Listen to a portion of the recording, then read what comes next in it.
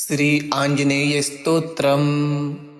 महेश्वरुवाच शृणो देवी प्रवक्ष्यामि स्तोत्रं सर्वभयापहम् सर्वकामप्रदं नृणां हनुमत्स्तोत्रमुत्तमम्। तृप्तकाञ्चनसङ्कासं नानारत्नविभूषितम् उद्दालार्कवदनं त्रिनेत्रं कुण्डलोज्ज्वलम्। मौञ्जीकौपीन संयुक्तं हेमयज्ञोपवीतिनम् पिङ्गलाक्षं महाकायं टङ्कशैलेन्द्रधारिणम्।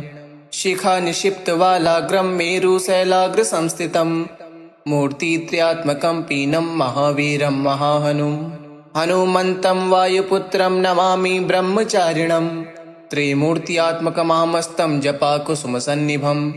नानाभूषणसंयुक्तम् आञ्जनेयं नमाम्यहम् पञ्चाक्षरस्थितं देवं नीलनीरदसन्निभम्।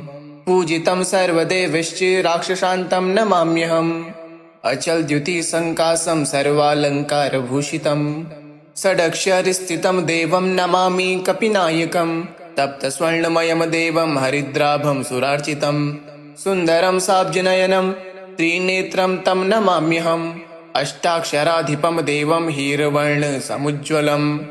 नमामि जनतावन्द्यं लङ्काप्रसादभञ्जनम् अतसी पुष्पसङ्काशं दशवर्णात्मकं विभुम्। जटाधरं चतुर्बाहुं नमामि कपिनायकम् द्वादशाक्षरमन्त्रस्य नायकं कुन्तधारिणम्। अङ्कुशं च दधानं च कपिवीरं नमाम्यहम् त्रयोदशाक्षरयुतं सीतादुःखनिवारिणम्। पीतवर्णं लसत्कायं भजे सुग्रीवमन्त्रिणम् मालामन्त्रात्मकं देवं चित्रवर्णं चतुर्भुजम्। पाशाकुशाभयकरं धृट्टङ्कं नमाम्यहम् सुरासुरगणः सर्वः संस्तुतं प्रणमाम्यहम्। एवं ध्याये नरो नित्यं सर्वपापैः प्रमुच्यते प्राप्नोति चिन्तितं कार्यं शीघ्रमेव न संशयः। शृणो देवी प्रवक्ष्यामि स्तोत्रं सर्वभयापहम् सर्वकामप्रदं नृणां हनुमत्स्तोत्रमुत्तमम्। तृप्तकाञ्चनसङ्कासं नानारत्नविभूषितम् उद्दालार्कवदनं त्रिनेत्रं कुण्डलोज्ज्वलम्।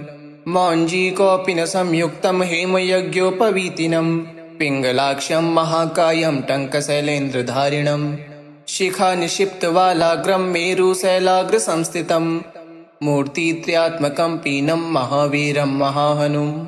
हनुमन्तं वायुपुत्रं नमामि ब्रह्मचारिणम् त्रिमूर्त्यात्मकमामस्तं जपाकुसुमसन्निभं। नानाभूषणसंयुक्तम् आञ्जनेयं नमाम्यहम् पञ्चाक्षरस्थितं देवं नीलनीरदसन्निभं। पूजितं सर्वदेवैश्च राक्षसान्तं नमाम्यहम् अचलद्युतिसङ्कासं सर्वालङ्कारभूषितम्। षडक्षरस्थितं देवं नमामि कपिनायकम् तप्तस्वर्णमयं देवं हरिद्राभं सुरार्चितम्। सुन्दरं साब्जनयनं त्रिनेत्रं तं नमाम्यहम् अष्टाक्षराधिपं देवं हीरवर्णसमुज्ज्वलम्। नमामि जनतावन्द्यं लङ्काप्रसादभञ्जनम् अतसी पुष्पसङ्काशं दशवर्णात्मकं विभुम्। जटाधरं चतुर्बाहुं नमामि कपिनायकम् द्वादशाक्षरमन्त्रस्य नायकं कुन्तधारिणम्। अङ्कुशं च दधानं च कपिवीरं नमाम्यहम् त्रयोदशाक्षरयुतं सीतादुःखनिवारिणम्। पीतवर्णं लसत्कायं भजे सुग्रीवमन्त्रिणम् मालामन्त्रात्मकं देवं चित्रवर्णं चतुर्भुजम्। पाशाकुशाभयकरं धृट्टङ्कं नमाम्यहम् सुरासुरगणः सर्वः संस्तुतं प्रणमाम्यहम्। एवं ध्याये नरो नित्यं सर्वपापैः प्रमुच्यते प्राप्नोति चिन्तितं कार्यं शीघ्रमेव न संशयः। शृणो देवी प्रवक्ष्यामि स्तोत्रं सर्वभयापहम् सर्वकामप्रदं नृणां हनुमत्स्तोत्रमुत्तमम्। तृप्तकाञ्चनसङ्कासं नानारत्नविभूषितम् उद्दालार्कवदनं त्रिनेत्रं कुण्डलोज्ज्वलम्। मौञ्जीकौपीन संयुक्तं हेमयज्ञोपवीतिनम् पिङ्गलाक्षं महाकायं टङ्कशैलेन्द्रधारिणम्। शिखानिक्षिप्तवालाग्रं मेरुशैलाग्रसंस्थितं मूर्तित्रयात्मकं पीनं महावीरं महाहनुम्। हनुमन्तं वायुपुत्रं नमामि ब्रह्मचारिणम् त्रिमूर्त्यात्मकमामस्तं जपाकुसुमसन्निभम्। नानाभूषणसंयुक्तम् आञ्जनेयं नमाम्यहम् पञ्चाक्षरस्थितं देवं नीलनीरदसन्निभम् पूजितं सर्वदेवैश्च राक्षसान्तं नमाम्यहम् अचलद्युतिसङ्काशं सर्वालङ्कारभूषितम् षडक्षरस्थितं देवं नमामि कपिनायकम् तप्तस्वर्णमयं देवं हरिद्राभं सुरार्चितम् सुन्दरं साब्जनयनं त्रिनेत्रं तं नमाम्यहम् अष्टाक्षराधिपं देवं हीरवर्णसमुज्ज्वलम् नमामि जनतावन्द्यं लङ्काप्रसादभञ्जनम् अतसि पुष्पसङ्काशं दशवर्णात्मकं विभुम् जटाधरं चतुर्बाहुं नमामि कपिनायकम् द्वादशाक्षरमन्त्रस्य नायकं कुन्तधारिणम् अङ्कुशं च दधानं च कपिवीरं नमाम्यहम् त्रयोदशाक्षरयुतं सीता दुःखनिवारिणम् पीतवर्णं लसत्कायं भजे सुग्रीवमन्त्रिणम् मालामन्त्रात्मकं देवं चित्रवर्णं चतुर्भुजम् पाशाकुशाभयकरं धृट्टङ्कं नमाम्यहम् सुरासुरगणः सर्वः संस्तुतं प्रणमाम्यहम् एवं ध्याये नरो नित्यं सर्वपापैः प्रमुच्यते प्राप्नोति चिन्तितं कार्यं शीघ्रमेव न संशयः शृणु देवी प्रवक्ष्यामि स्तोत्रं सर्वभयापहम् सर्वकामप्रदं नृणां हनुमत्स्तोत्रमुत्तमम् तृप्तकाञ्चनसङ्काशं नानारत्नविभूषितम् उद्दालार्कवदनं त्रिनेत्रं कुण्डलोज्ज्वलम् मौञ्जीकौपीनसंयुक्तं हेमयज्ञोपवीतिनं पिङ्गलाक्षं महाकायं टङ्कशैलेन्द्रधारिणम् शिखानिक्षिप्तवालाग्रं मेरुशैलाग्रसंस्थितम् मूर्तित्रयात्मकं पीनं महावीरं महाहनुम् हनुमन्तं वायुपुत्रं नमामि ब्रह्मचारिणम् त्रिमूर्त्यात्मकमामस्तं जपाकुसुमसन्निभम् नानाभूषणसंयुक्तम् आञ्जनेयं नमाम्यहम् पञ्चाक्षरस्थितं देवं नीलनीरदसन्निभम् पूजितं सर्वदेवैश्च राक्षसान्तं नमाम्यहम् अचलद्युतिसङ्काशं सर्वालङ्कारभूषितम् षडक्षरस्थितं देवं नमामि कपिनायकम् तप्तस्वर्णमयं देवं हरिद्राभं सुरार्चितम् सुन्दरं साब्जनयनं त्रिनेत्रं तं नमाम्यहम् अष्टाक्षराधिपं देवं हीरवर्णसमुज्ज्वलम् नमामि जनतावन्द्यं लङ्काप्रसादभञ्जनम् अतसि पुष्पसङ्काशं दशवर्णात्मकं विभुम् जटाधरं चतुर्बाहुं नमामि कपिनायकम् द्वादशाक्षरमन्त्रस्य नायकं कुन्तधारिणम् अङ्कुशं च दधानं च कपिवीरं नमाम्यहम् त्रयोदशाक्षरयुतं सीता दुःखनिवारिणम् पीतवर्णं लसत्कायं भजे सुग्रीवमन्त्रिणम् मालामन्त्रात्मकं देवं चित्रवर्णं चतुर्भुजम् पाशाकुशाभयकरं धृट्टङ्कं नमाम्यहम् सुरासुरगणः सर्वः संस्तुतं प्रणमाम्यहम् एवं ध्याये नरो नित्यं सर्वपापैः प्रमुच्यते प्राप्नोति चिन्तितं कार्यं शीघ्रमेव न संशयः शृणु देवी प्रवक्ष्यामि स्तोत्रं सर्वभयापहम् सर्वकामप्रदं नृणां हनुमत्स्तोत्रमुत्तमम् तृप्तकाञ्चनसङ्काशं नानारत्नविभूषितम् उद्दालार्कवदनं त्रिनेत्रं कुण्डलोज्ज्वलम् मौञ्जीकौपीनसंयुक्तं हेमयज्ञोपवीतिनं पिङ्गलाक्षं महाकायं टङ्कशैलेन्द्रधारिणम् शिखानिक्षिप्तवालाग्रं मेरुशैलाग्रसंस्थितम् मूर्तित्रयात्मकं पीनं महावीरं महाहनुम्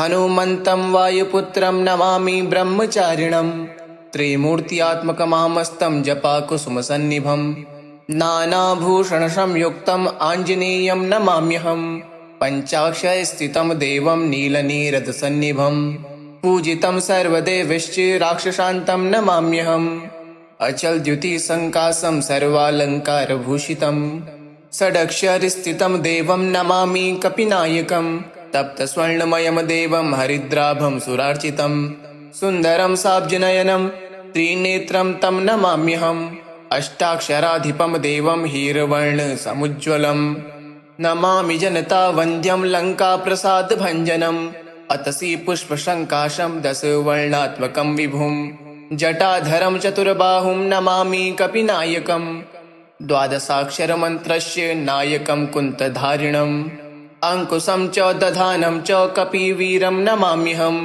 त्रयोदशाक्षरयुतं सीता दुःखनिवारिणम् पीतवर्णं लसत्कायं भजे सुग्रीवमन्त्रिणम् मालामन्त्रात्मकं देवं चित्रवर्णं चतुर्भुजम् पाशाकुशाभयकरं धृट्टङ्कं नमाम्यहम् सुरासुरगणः सर्वः संस्तुतं प्रणमाम्यहम् एवं ध्याये नरो नित्यं सर्वपापैः प्रमुच्यते प्राप्नोति चिन्तितं कार्यं शीघ्रमेव न संशयः।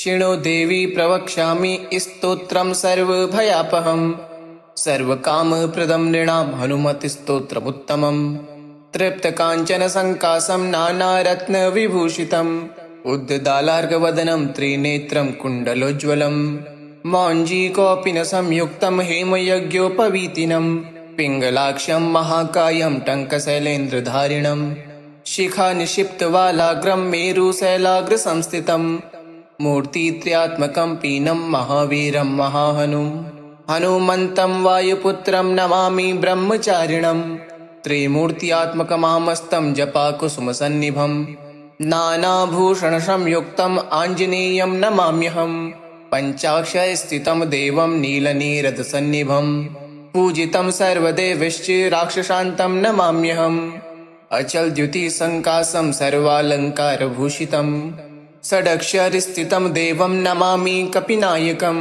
तप्तस्वर्णमयं देवं हरिद्राभं सुरार्चितम् सुन्दरं साब्जनयनं त्रिनेत्रं तं नमाम्यहम् अष्टाक्षराधिपं देवं हीरवर्णसमुज्ज्वलम् नमामि जनतावन्द्यं लङ्काप्रसादभञ्जनम् अतसि पुष्पसङ्काशं दशवर्णात्मकं विभुम् जटाधरं चतुर्बाहुं नमामि कपिनायकम् द्वादशाक्षरमन्त्रस्य नायकं कुन्तधारिणम् अंकुशं च दधानं च कपिवीरं नमाम्यहम् त्रयोदशाक्षरयुतं सीता दुःखनिवारिणम् पीतवर्णं लसत्कायं भजे सुग्रीवमन्त्रिणम् मालामन्त्रात्मकं देवं चित्रवर्णं चतुर्भुजम् पाशाकुशाभयकरं धृट्टङ्कं नमाम्यहम् सुरासुरगणः सर्वः संस्तुतं प्रणमाम्यहम् एवं ध्याये नरो नित्यं सर्वपापैः प्रमुच्यते प्राप्नोति चिन्तितं कार्यं शीघ्रमेव न संशयः। शृणु देवी प्रवक्ष्यामि स्तोत्रं सर्वभयापहम् सर्वकामप्रदं नृणां हनुमत्स्तोत्रमुत्तमम् तृप्तकाञ्चनसङ्काशं नानारत्नविभूषितम् उद्दालार्कवदनं त्रिनेत्रं कुण्डलोज्ज्वलम् मौञ्जीकौपीनसंयुक्तं हेमयज्ञोपवीतिनम् पिङ्गलाक्षं महाकायं टङ्कशैलेन्द्रधारिणम् शिखानिक्षिप्तवालाग्रं मेरुशैलाग्रसंस्थितम् मूर्तित्रयात्मकं पीनं महावीरं महाहनुम् हनुमन्तं वायुपुत्रं नमामि ब्रह्मचारिणम् त्रिमूर्त्यात्मकमामस्तं जपाकुसुमसन्निभम् नानाभूषणसंयुक्तम् आञ्जनेयं नमाम्यहम् पञ्चाक्षरस्थितं देवं नीलनीरदसन्निभम् पूजितं सर्वदेवैश्च राक्षसान्तं नमाम्यहम् अचलद्युतिसङ्काशं सर्वालङ्कारभूषितम् षडक्षरस्थितं देवं नमामि कपिनायकम् तप्तस्वर्णमयं देवं हरिद्राभं सुरार्चितम् सुन्दरं साब्जनयनं त्रिनेत्रं तं नमाम्यहम् अष्टाक्षराधिपं देवं हीरवर्णसमुज्ज्वलम् नमामि जनतावन्द्यं लङ्काप्रसादभञ्जनम् अतसि पुष्पसङ्काशं दशवर्णात्मकं विभुम् जटाधरं चतुर्बाहुं नमामि कपिनायकम् द्वादशाक्षरमन्त्रस्य नायकं कुन्तधारिणम् अंकुशं च दधानं च कपिवीरं नमाम्यहम् त्रयोदशाक्षरयुतं सीता दुःखनिवारिणम् पीतवर्णं लसत्कायं भजे सुग्रीवमन्त्रिणम् मालामन्त्रात्मकं देवं चित्रवर्णं चतुर्भुजम् पाशाकुशाभयकरं धृट्टङ्कं नमाम्यहम् सुरासुरगणः सर्वः संस्तुतं प्रणमाम्यहम् एवं ध्याये नरो नित्यं सर्वपापैः प्रमुच्यते प्राप्नोति चिन्तितं कार्यं शीघ्रमेव न संशयः।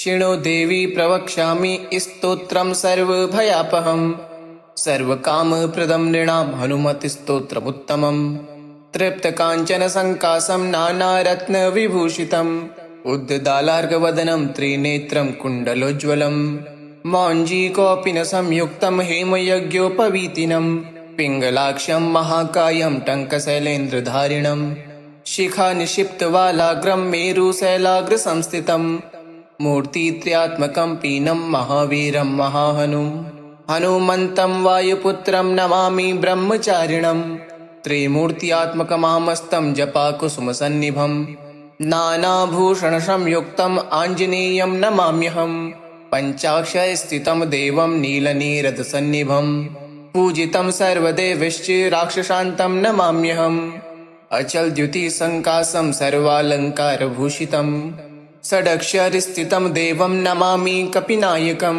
तप्तस्वर्णमयं देवं हरिद्राभं सुरार्चितं सुन्दरं साब्जनयनं त्रिनेत्रं तं नमाम्यहम् अष्टाक्षराधिपं देवं हीरवर्णसमुज्ज्वलं नमामि जनतावन्द्यं लङ्काप्रसादभञ्जनम् अतसि पुष्पसङ्काशं दशवर्णात्मकं विभुं जटाधरं चतुर्बाहुं नमामि कपिनायकं द्वादशाक्षरमन्त्रस्य नायकं कुन्तधारिणम् अङ्कुशं च दधानं च कपिवीरं नमाम्यहं त्रयोदशाक्षरयुतं सीतादुःखनिवारिणं पीतवर्णं लसत्कायं भजे सुग्रीवमन्त्रिणं मालामन्त्रात्मकं देवं चित्रवर्णं चतुर्भुजं पाशाकुशाभयकरं धृट्टङ्कं नमाम्यहं सुरासुरगणः सर्वः संस्तुतं प्रणमाम्यहम् एवं ध्याये नरो नित्यं सर्वपापैः प्रमुच्यते प्राप्नोति चिन्तितं कार्यं शीघ्रमेव न संशयः